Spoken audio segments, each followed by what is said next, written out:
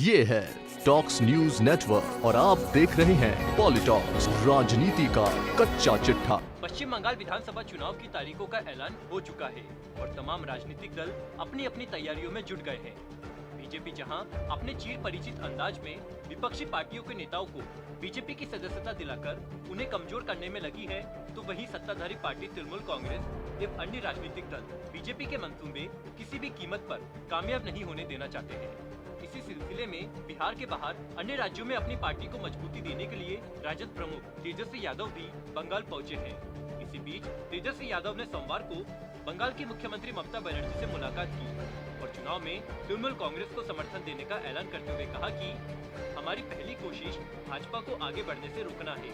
आपको बता दें, बंगाल चुनाव मुख्य रूप से बीजेपी के हिंदूवाद राष्ट्रवाद बनाम टीएमसी की बंगाल की बेटी के बीच है।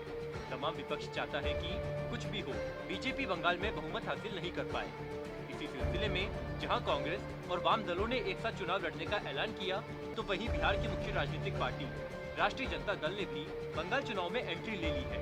बंगाल में चुनाव लड़ने के ऐलान के बाद राजद प्रमुख तेजस्वी यादव ने बंगाल सीएम ममता बनर्जी से मुलाकात की और तृणमूल कांग्रेस को समर्थन देने की बात कही। मुख्यमंत्री ममता बनर्जी से मुलाकात के बाद तेजस्वी यादव ने कहा कि लालू प्रसाद यादव ने ममता बनर्जी को पूर्ण बहुमत देने का निर्णय लिया है। बीजेपी पर निशाना साधते हुए तेजस्वी यादव ने कहा कि जहां भी जरूरत पड़े हम ममता बनर्जी के साथ खड़े हैं।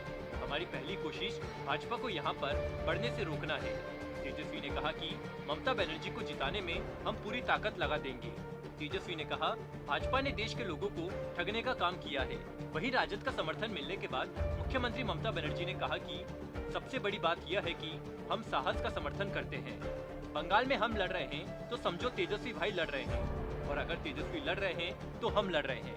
ममता बनर्जी ने भाजपा को स्पष्ट संदेश देते हुए कहा कि यह संदेश भाजपा को जाना चाहिए। आपकी सरकार बिहार में तो ज्यादा दिन टिकेगी नहीं, साथ ही बंगाल में भी आपके हाथ कुछ नहीं आने वाला। हालांकि अभी तक दोनों पार्टियों की तरफ से सीटों का ऐलान नहीं किया गया है।